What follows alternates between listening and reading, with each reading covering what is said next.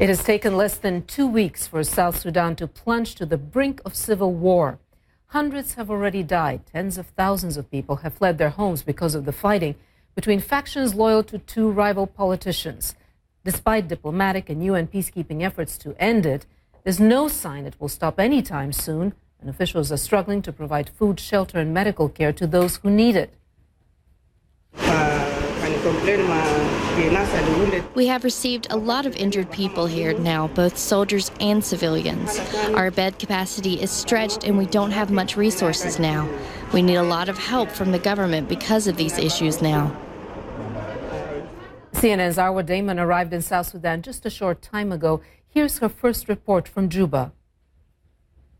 East African leaders have issued a warning to the warring factions following a meeting that took place on Friday, giving them 4 days to lay down their weapons or face the consequences. Exactly what those consequences are at this stage is unclear. South Sudan's government has said that it is willing to come to the negotiating table without preconditions.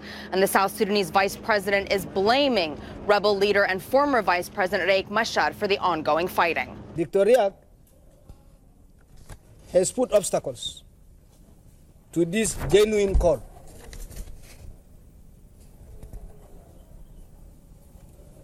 By issuing preconditions, namely that ceasefire or truce cannot be reached unless a negotiation is conducted, and added a number of obstacles. Among those potential obstacles is Machar's demand that his political allies be released from jail. The South Sudanese government saying that they have to go through the judicial process.